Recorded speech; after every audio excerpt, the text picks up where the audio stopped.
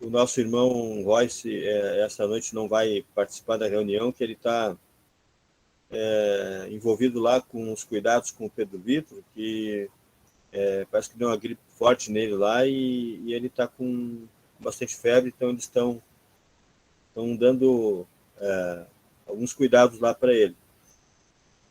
Então, nós podemos estar começando aí a reunião com uma oração e depois podemos estar fazendo a leitura em 1 Coríntios, capítulo 7, versículo 1 ao versículo 9. Então, depois da oração, o irmão que sentir a liberdade para orar, pode então estar fazendo esta oração. E também o irmão que sentir a liberdade do Espírito também para fazer a leitura, pode estar fazendo a leitura, então, do capítulo 7 da 1 aos Coríntios, versículo 1 ao versículo 9.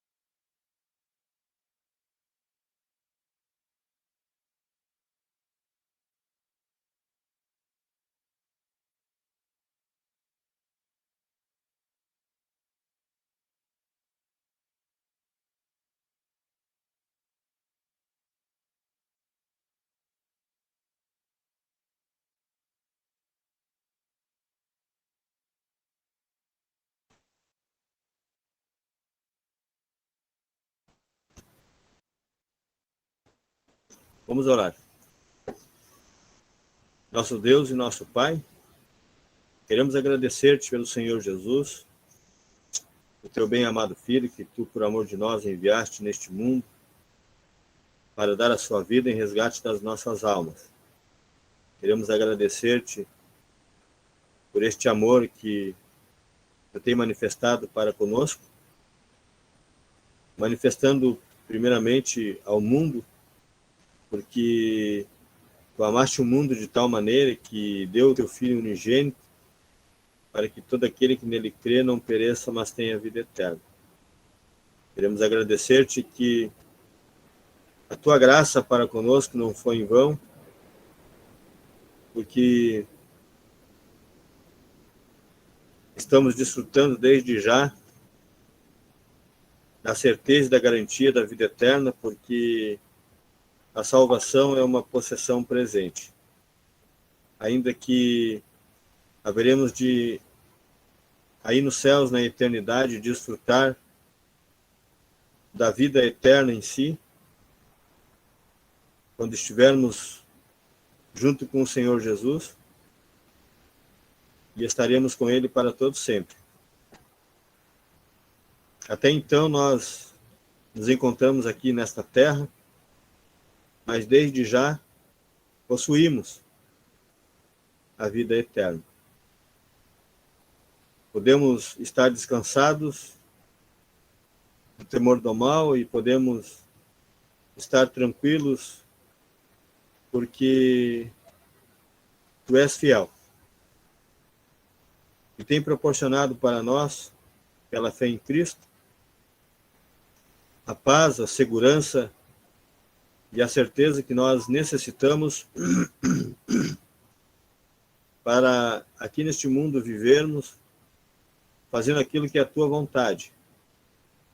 E por isso nós queremos também te pedir para que tu venha abrir os olhos dos nossos entendimentos, para que nós possamos conhecer a tua vontade e que possamos também sabermos discernir a tua santa palavra, adquirindo conhecimento, sabedoria, entendimento, discernimento, para que nós possamos aplicar aquilo que tu tem nos ensinado em nossas vidas para te servir e para te adorar.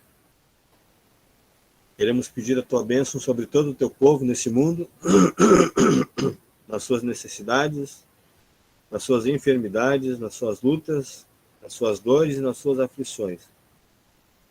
Pedimos também a tua bênção sobre os irmãos que não estão bem de saúde. Pedimos pela nossa irmã Leia, Deise, que testaram positivo para o Covid. Também pedimos pelo Pedro Vitor, que não sabemos se é Covid, mas está com uma gripe bastante forte. Pedimos que esses irmãos sejam restaurados e fortalecidos. Não somente eles, mas todos também, enquanto estiverem na mesma situação. Pedimos a tua bênção e a tua proteção. Pedimos também agora a direção do teu Santo Espírito no estudo da tua palavra, para que aquilo que tu tem escrito aqui possa entrar na nossa mente, no nosso coração, e que possamos conhecer mais um pouco da tua palavra, da tua vontade para te servir, para te honrar e para te glorificar, sendo nós edificados na tua palavra. Com essas petições e ações de graças, nos entregamos nas tuas mãos ao nome do Senhor Jesus. Amém. Amém. Amém. Amém. Amém.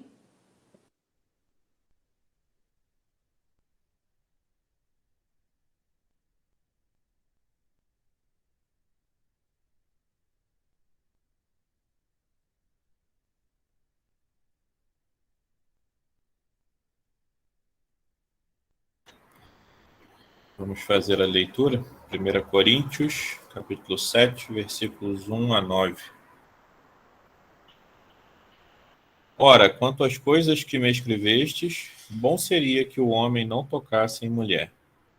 Mas, por causa da fornicação, cada um tem a sua própria mulher e cada uma tem o seu próprio marido. O marido pague à mulher a devida benevolência e da mesma sorte a mulher ao marido. A mulher não tem poder sobre o seu próprio corpo, mas tem o marido. E também, da mesma maneira, o marido não tem poder sobre o seu próprio corpo, mas tem a mulher.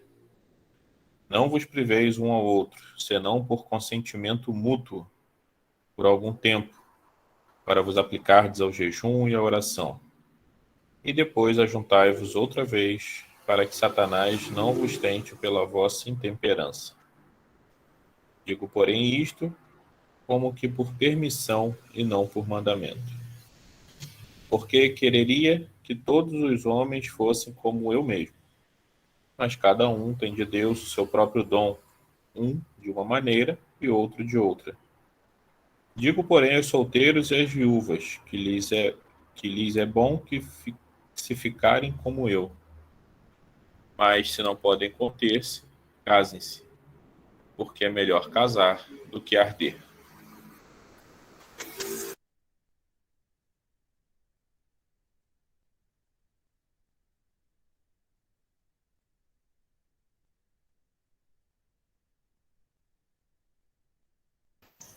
Bom, então boa noite a todos mais uma vez.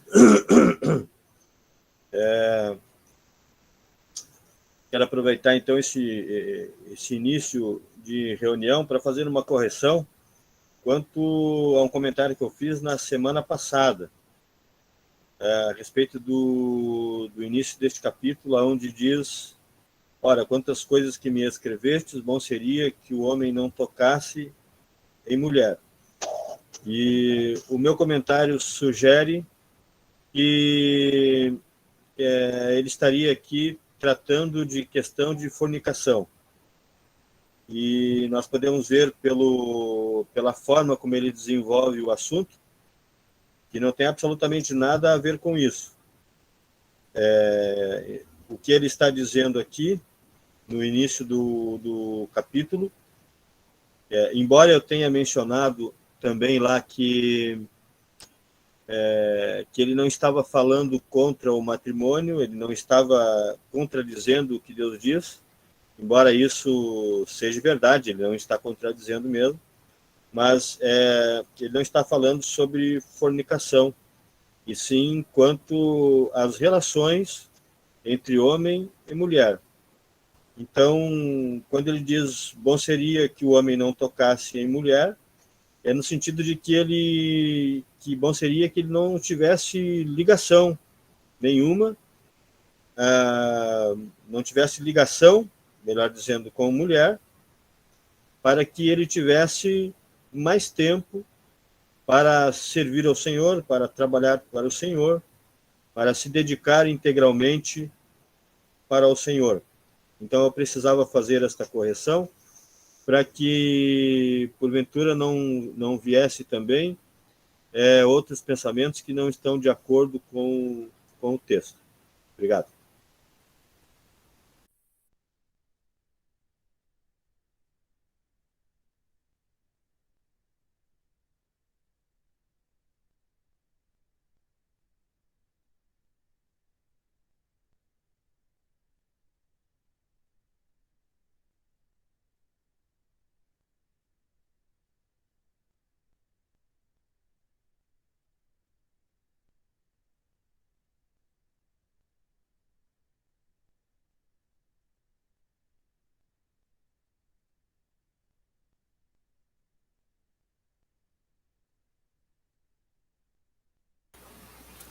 Obrigado, irmão César. Bom, na semana passada, nós tínhamos feito uma introdução, uma panorâmica geral do capítulo. E talvez seja bom que hoje, ou a partir de hoje, analicemos melhor, versículo após versículo, mas sempre tendo em mente, tendo diante de nós o contexto do capítulo.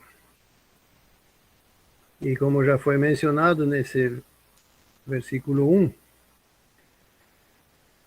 aparentemente Paulo está dizendo que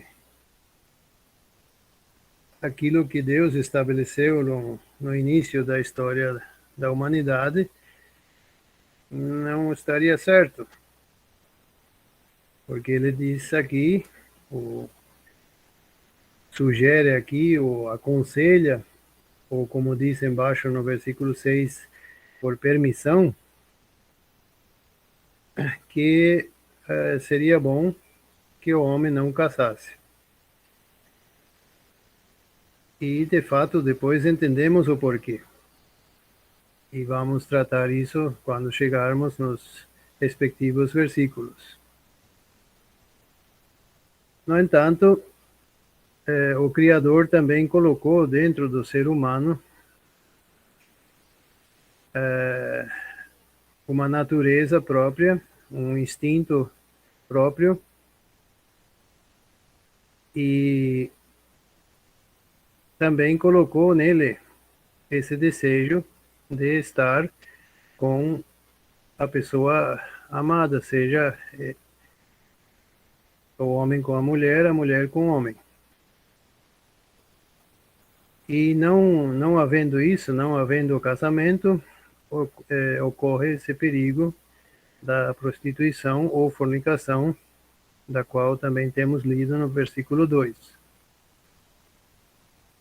E por essa razão, o apóstolo conclui também que cada um tenha o seu próprio cônjuge.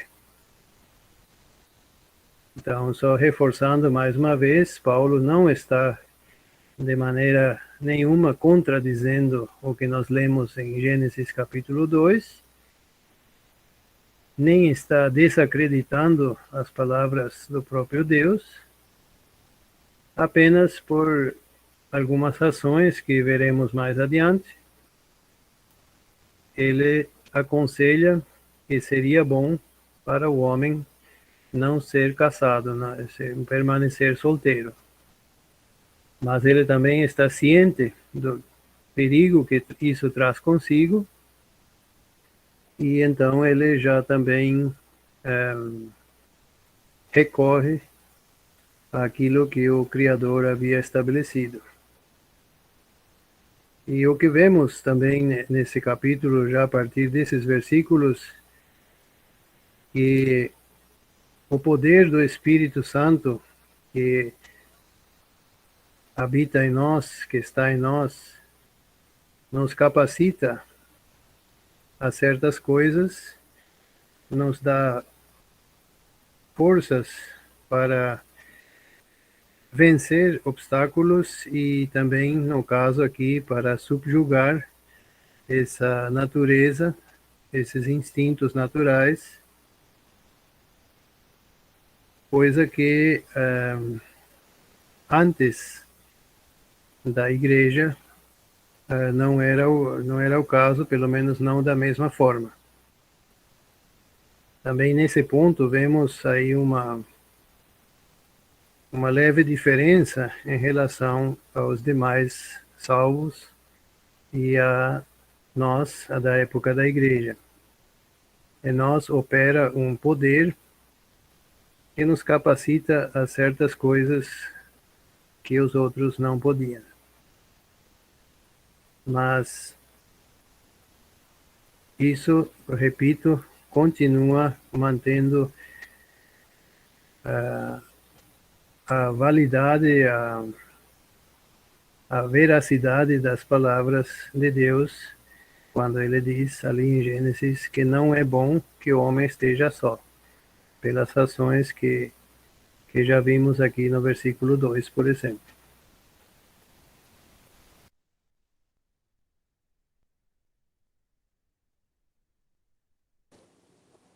Esse capítulo, capítulo 7, ele é uma sequência do capítulo 6. Ele emenda logo o pensamento que estava sendo colocado ali. E a lição essencial que encerra o versículo, capítulo 6, é de que a relação sexual fora do âmbito do matrimônio é chamada de imoralidade ou então de prostituição. E o apóstolo Paulo, ele havia recebido uma carta dos Coríntios, na qual eles fizeram questionaram ele com respeito a esse assunto. E ele agora aborda essas questões no capítulo 7. E antes de escrever a respeito daquilo que eles de fato falaram, ele introduz o versículo 1, dizendo que para um homem é bom que o homem não toque mulher. E isso talvez pode ser mal interpretado, dando a impressão de que há um efeito colateral negativo no matrimônio, que o matrimônio está lá por causa do perigo da prostituição e parece até ser um motivo não tão nobre ter a sua própria esposa para não cair na tentação de cair na prostituição. Parece que o matrimônio é um mal necessário, mas é importante que nós lembremos sempre o contexto todo, e o capítulo inteiro vai evidenciar de que ele não coloca empecilho nenhum ao matrimônio. Ele reconhece o matrimônio sem empecilhos. E ele sublinha, o que ele sublinha é a importância da fidelidade matrimonial. E por que é tão importante a fidelidade? Porque, bom, nós sabemos que no contexto da Escritura, a relação entre marido e esposa é uma figura de relação entre Cristo e a igreja. Na verdade, Cristo e a igreja estão tipificados nessa instituição do matrimônio. Mas é uma coisa temporal, uma coisa para a vida terrena. No céu, nós não casamos e nem nos damos em casamento. em Mateus 22, versículo 30, o Senhor faz menção disso. E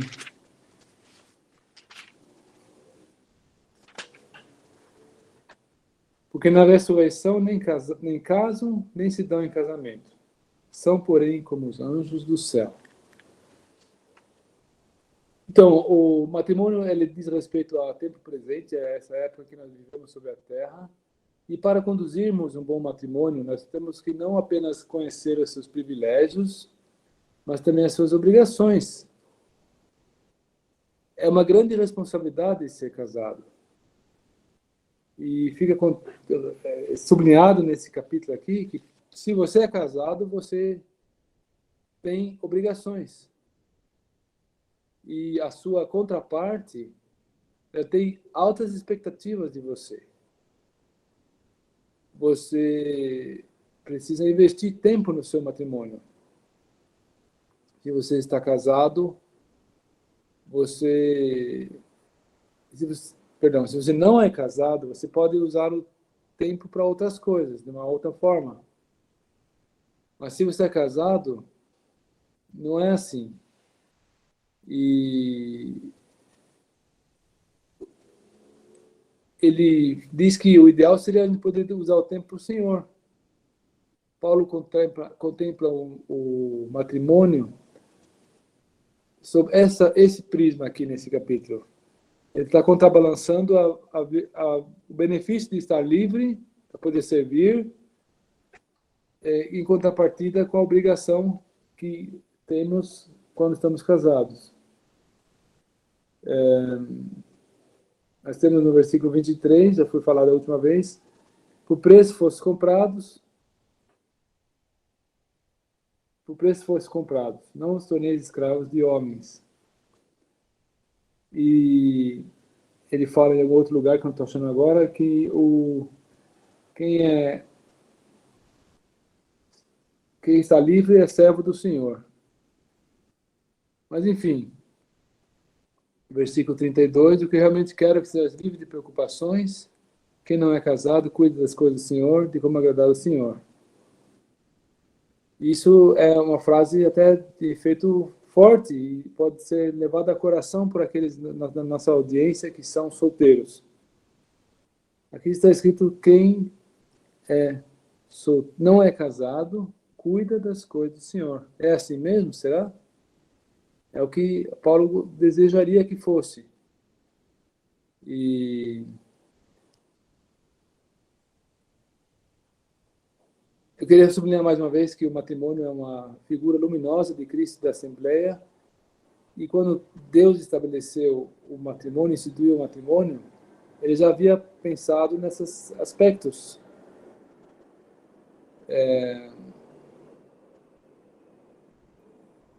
E é por isso que ele pondera as explicações sob o ponto de vista das obrigações que o matrimônio traz consigo.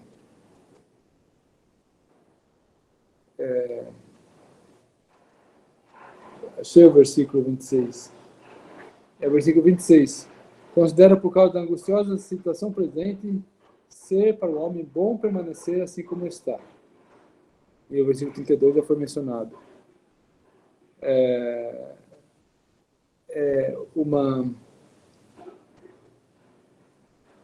Uma questão de prioridades na nossa existência terrena aqui, que nós precisamos de ter um dom especial para corresponder.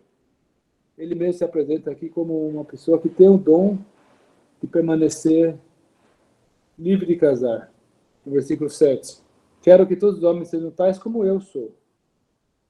No entanto, cada um tem de Deus o seu próprio dom. Um, na verdade, de um modo, outro de outro. A coisa mais natural é que uma pessoa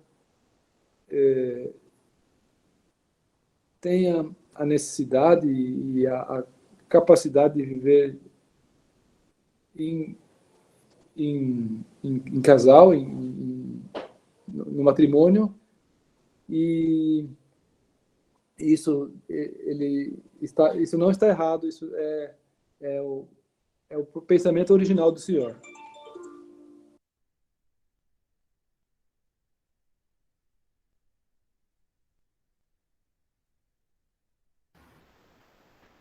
Os irmãos já têm falado bastante sobre as motivações do apóstolo Paulo quando ele dá esse conselho, né, do primeiro versículo. Ele chega a essa conclusão, poder dizer que bom seria que o homem não tocasse em mulher. Eu creio que a essência do pensamento do apóstolo, ele expressa bem no versículo, a partir do versículo 32, né, que também acabou de ser citado. Principalmente a segunda parte, né, do versículo, que diz: o solteiro cuida das coisas do Senhor, em como há de agradar ao Senhor. E depois também no versículo 35, ele começa dizendo: e digo isto para proveito vosso, e termina o versículo dizendo: para vos unirdes ao Senhor sem distração alguma. E o apóstolo Paulo, ele tinha essa perspectiva, né, de servir integralmente ao Senhor. A sua vida toda foi, depois da sua conversão, foi nesse sentido, né, de dedicar-se somente ao Senhor. Ele realmente não se deixava distrair, né? Isso havia sido já, de alguma forma, falado pelo próprio Senhor a Ananias, né? Quando o Senhor apareceu ali para Ananias, dizendo que ele deveria ir até Paulo, lá no capítulo 9 de Atos, ele diz, né, que mostraria que Paulo deveria ser alguém, no caso Saulo ainda naquela época, né, que levaria o seu nome, e ele diz até mesmo que mostraria o quanto importava ele sofrer por essa missão, né? Então já o próprio Senhor já tinha deixado claro que aquele homem, né, ele não se deixaria distrair, né, não perderia tempo com nada, mas ele manteria o foco naquela missão de levar o nome do Senhor. E Paulo, de fato, mostrou isso, né, no seu ministério, nas suas epístolas, ele fala sempre disso. É notável, né, quando ele escreve ali aos Filipenses e diz que para mim o viver é Cristo. Quer dizer, ele não tinha, a vida para ele não tinha nenhum outro significado, né? Ele respirava o levar o nome do Senhor, esse ministério, né, 24 horas por dia. Claro, né? Estou usando aqui uma metáfora, né? Porque ele dormia também, enfim. Mas ele tinha, então, esse objetivo na sua vida, e ele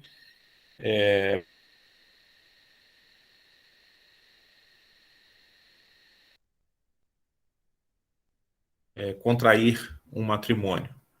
Ele não poderia ter consigo uma esposa, porque isso ocuparia parte de sua atenção, parte de seu tempo.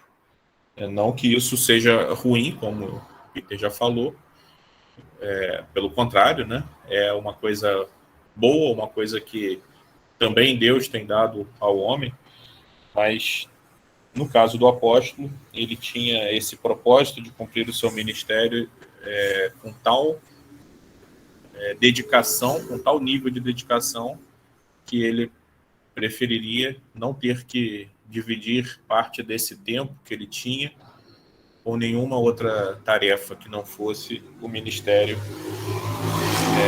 que lhe havia sido confiado, né? Porém, ele sabia também que alguns poderiam seguir esse caminho, né? Alguns poderiam fazer como ele, mas outros não. Eu creio que a maioria não. E por isso, né, ele imediatamente coloca aqui, escreve, né, as palavras do versículo 2. Mas por causa da fornicação, cada um tem a sua própria mulher e cada uma tem o seu próprio marido. Por quê? Né? Porque ele sabia também que muitos, na tentativa de serem iguais a ele, na tentativa de seguirem o seu conselho, poderiam deixar uma brecha para o pecado. Né? Nem todos estavam preparados para isso, para seguir esse caminho. E de maneira alguma, né, poderiam correr o risco, essas pessoas, ou qualquer um que ouvisse as suas palavras, de maneira alguma poderia correr o risco de pecar por causa dessa decisão. Né? O servir ao Senhor era a decisão essencial do apóstolo, a decisão que estava na sua essência. Ele havia sido comissionado para isso e havia colocado isso como o ponto mais importante da sua vida. Né? O ponto central da sua vida era o Senhor Jesus. Mas ele sabia também que talvez a primeira regra, né, no serviço do Senhor é justamente não pecar contra ele. Né? Não faria nenhum sentido para qualquer um de nós desejar servir ao Senhor e, em função de uma decisão nesse sentido, acabar pecando. Né? Então, a primeira coisa que devemos fazer para agradar ao Senhor, para servir ao Senhor, é não ofendê-lo, não pecar contra ele, não atentar contra a sua santidade. Então, se essa decisão de permanecer só deixasse uma porta aberta para o pecado, então essa decisão não deveria ser tomada. Né? Seria melhor contrair o matrimônio, porque a pior circunstância seria pecar contra o Senhor.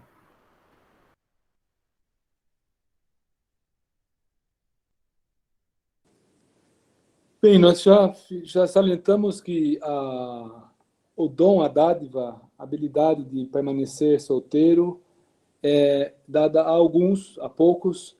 A grande maioria, o natural seria aspirar por uma esposa ou um esposo e conviver matrimonialmente.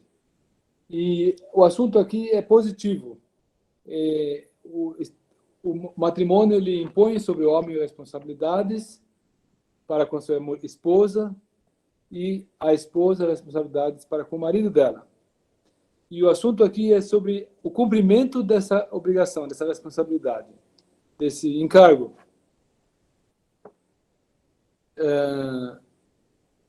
Mediante o matrimônio, os cônjuges eles se entregam um ao outro. E nenhum dos dois agora tem mais autonomia sobre si. Os dois se tornam uma carne. Não são dois indivíduos, agora são um. E então não é uma questão de tomar e dar. Toma lá, dá cá. Não. A questão aqui é somente dar. E aos que são casados, isso é importante aproveitar essa instrução.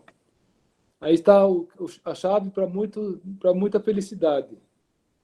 E o contexto aqui deixa claro de que, antes de mais nada, esse dar está no âmbito da satisfação dos anseios físicos, que o irmão Samuel chamou de instinto, dos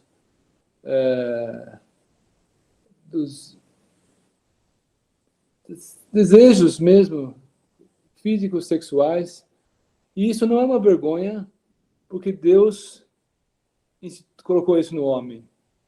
Nós temos tudo isso, a maioria das pessoas tem isso embutido dentro de si, e não é anormal.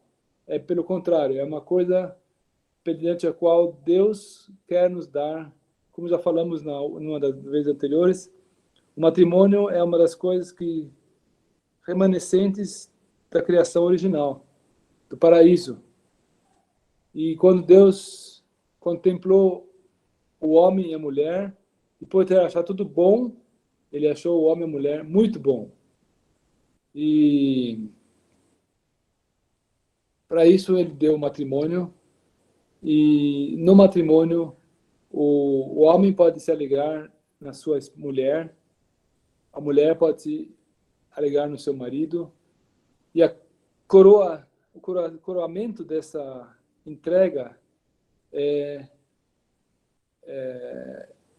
o relacionamento físico, sexual, e que tem também uma segunda conotação nos pensamentos de Deus, que é o aspecto da geração de filhos. E é importante que a gente também leve em conta esse pensamento original de Deus, porque mediante o uso deliberado de instrumentos e recursos artificiais e de prevenção, as pessoas elas separaram essa dupla função das relações e praticamente comeram o queijo e deixaram a massa da pizza. Ao passo que no conceito original a pizza era, usando um pouco uma ilustração aqui, era um conjunto só. E em função disso, o apóstolo Pedro ele escreve também que o marido deve habitar com a sua esposa com conhecimento, justamente para poder levar em consideração a capacidade que a geração de filhos ela impõe. Ela é uma tarefa que exige fisicamente a esposa, e ela muitas vezes, se ela for sobrecarregada nesse ponto, ela pode estar sob um fardo. Pois bem, mas isso é apenas só para complementar o aspecto, essa dupla função do matrimônio, da relação no matrimônio, que é de gerar filhos também.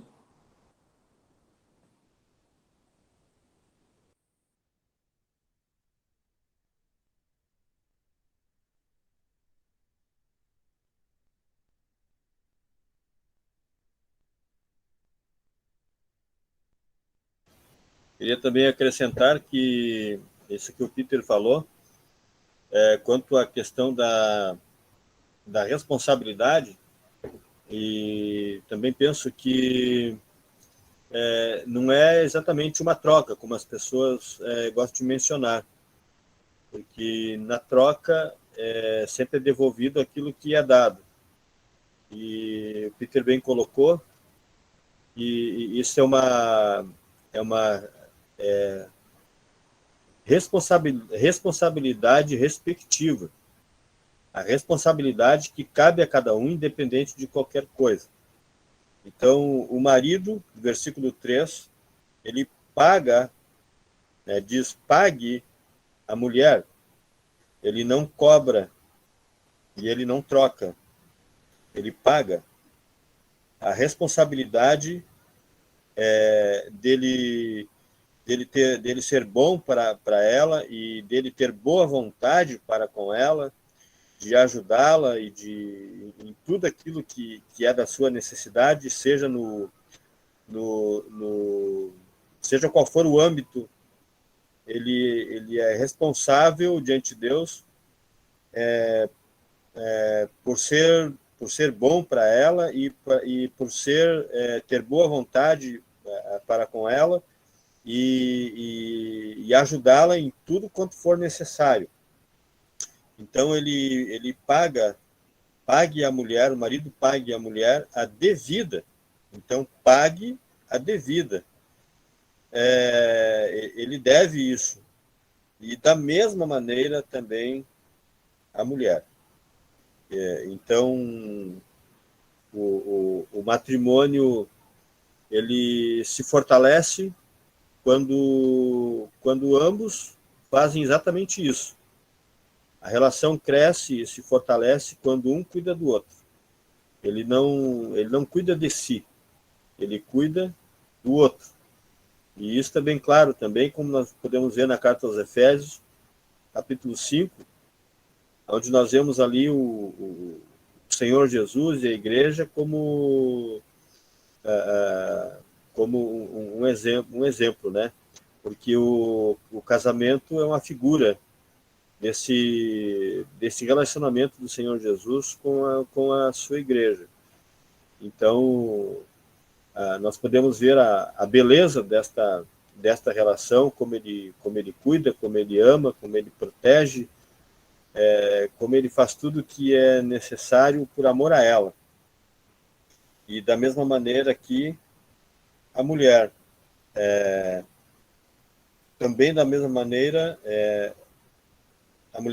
a mulher não tem poder sobre... Não, desculpe. Ainda no versículo 3, o marido pague à mulher a devida benevolência e da mesma sorte a mulher ao marido. Então, a responsabilidade mútua que cada um tem diante de Deus por fazer isto.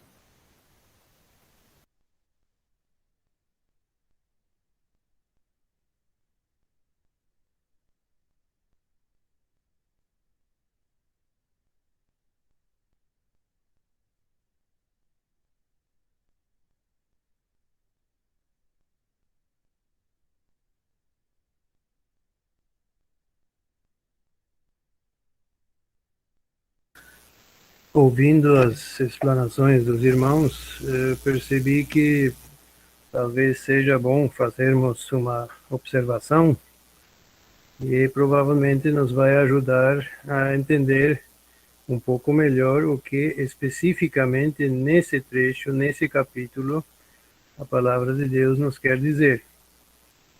Porque, por exemplo, o irmão Peter mencionou que até parece no versículo 1 e 2 que o matrimônio é um mal necessário para evitar a prostituição. E outros comentários mais também feitos. Temos que ter em mente que nesse capítulo, nesse trecho, o apóstolo Paulo está abordando especificamente, pontualmente, alguns aspectos somente. E, no caso aqui, esse primeiro trecho, se trata do aspecto físico, sexual do matrimônio. Então, precisamos ter isso bem claro, que ele está abordando nesse lugar, nesses versículos, somente esse aspecto. Mas isso não quer dizer que devamos agora desprezar os demais aspectos, que são apresentados pelo mesmo apóstolo, porém em outras passagens e em outro contexto.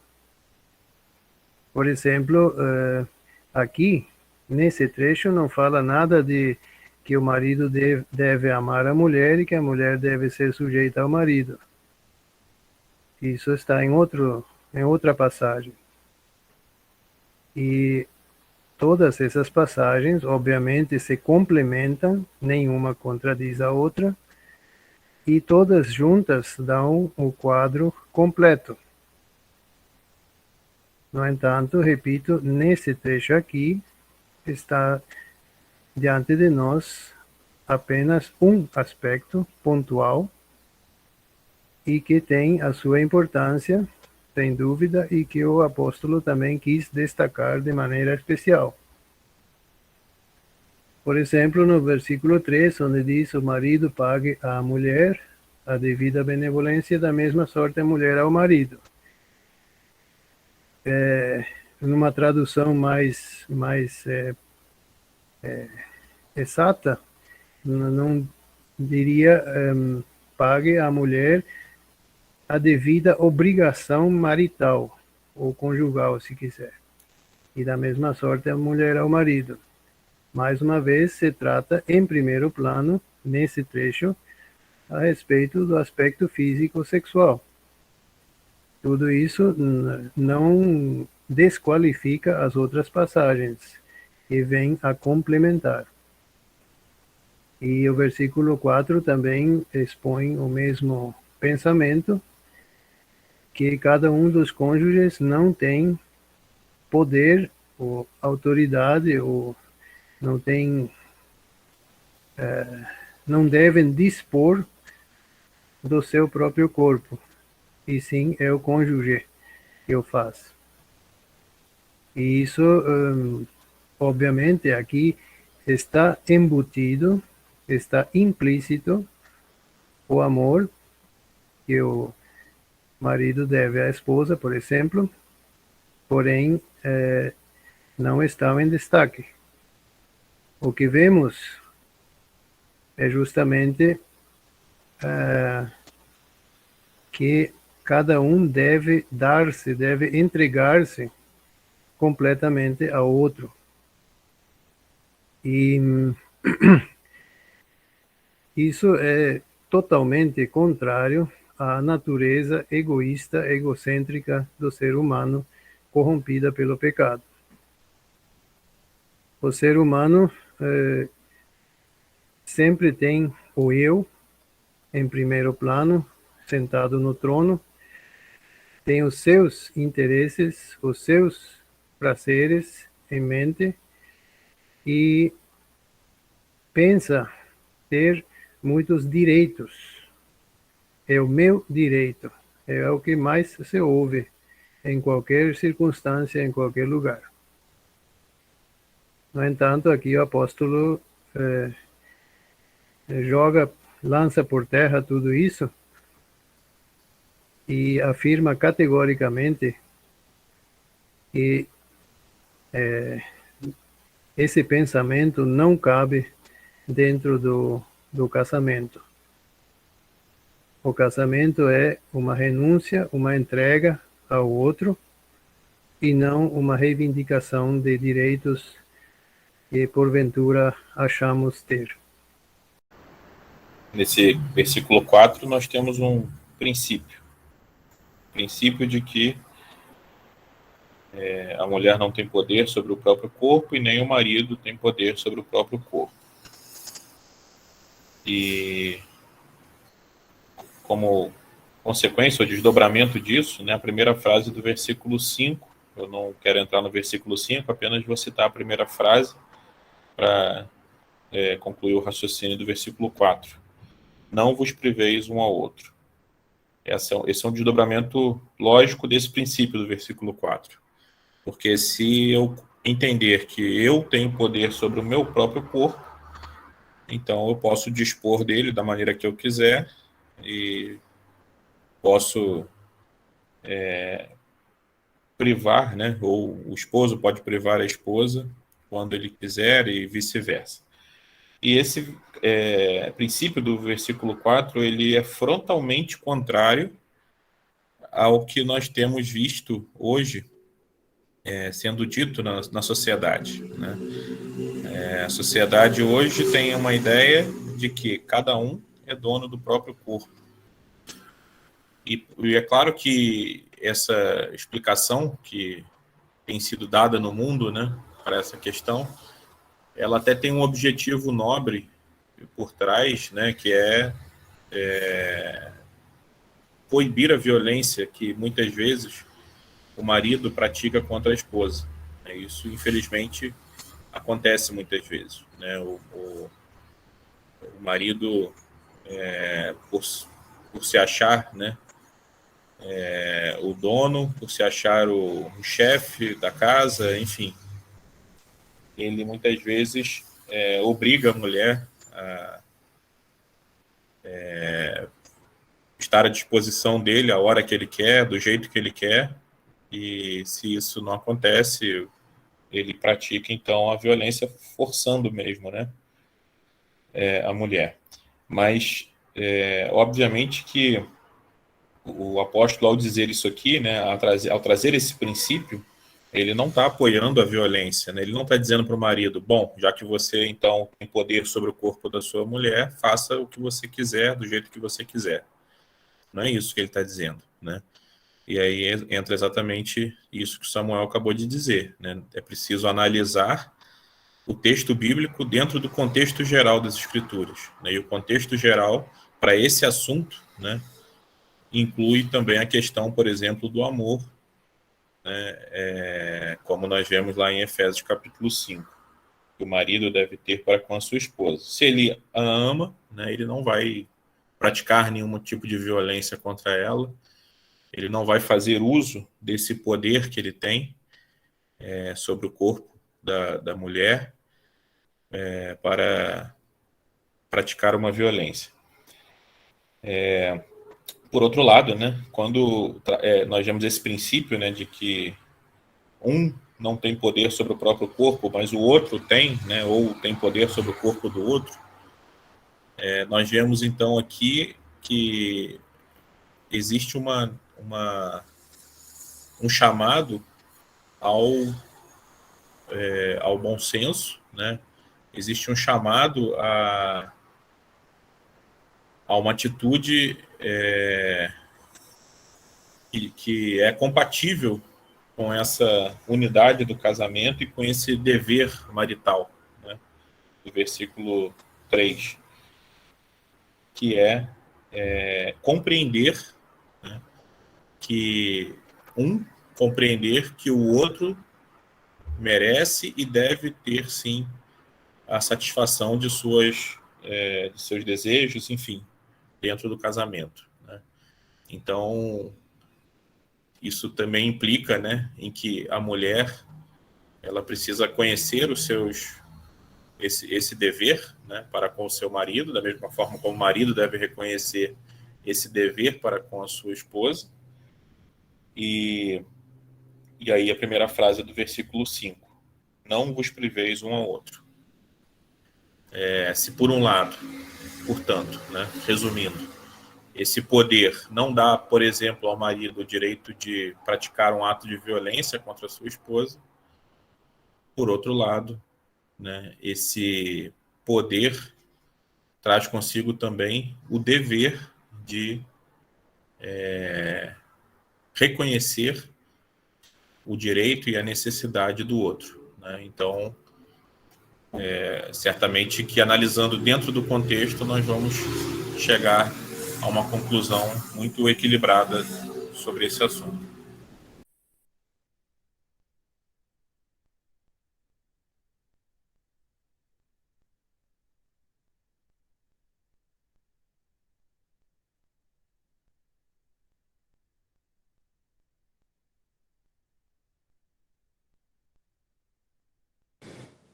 O assunto, agora, por fim, era conhecer. Eu gostaria de frisar a importância de, para cumprir e corresponder a esse pensamento exposto aqui, o cônjuge precisa conhecer o seu parceiro. Cada pessoa é um indivíduo e existem expectativas e anseios que são mais comuns para os homens e outros que são mais comuns para as mulheres, mas há necessidade de se conhecer cada um o seu cônjuge individual. E essa é praticamente a grande tarefa de vida de cada um para poder corresponder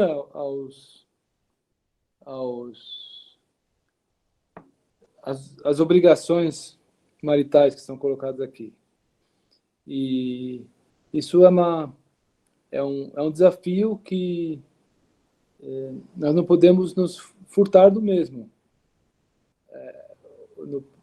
Um matrimônio, conforme a vontade de Deus, implica em que nós conheçamos os nossos cônjuges e nos adequemos à personalidade dele. Isso implica em satisfazer as vontades, e para satisfazer as vontades, nós temos que conhecer as vontades. Essas vontades, elas não são permanentes também. elas dependem da circunstância e da fase da vida, eles têm outra configuração. Então, é um exercício constante de ocupação e de preocupação e de suprir o que pode vir a satisfazer o próximo. E isso não é nada menos do que se entregar. Se entregar não para viver, não para si mesmo, mas para viver para o outro. E isso é o que a vocação do matrimônio. E aí nós entendemos um pouquinho do que é o amor de Cristo para a igreja. E do trabalho de Cristo também de fazer para si uma esposa sem mancha, sem ruga, e configurá-la nos seus anseios. Mas, enfim, eu acho que essa contemplação foi bem suprida dessa forma, e gostaria a Deus que nós possamos ter pique, porque isso também não é uma coisa de fazer uma vez um episódio, isso é uma coisa constante. E isso só é possível quando nós entendemos que é parte de vida para o matrimônio segundo o propósito de Deus. Se nós entendemos isso, nós temos, então, combustível para nos motivar nesse sentido.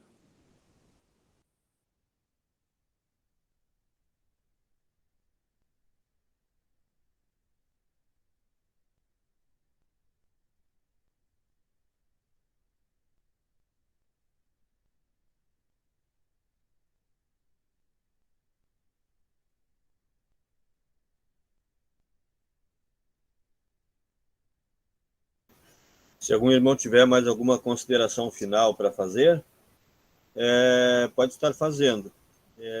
Se não, poderemos estar encerrando aí com uma oração.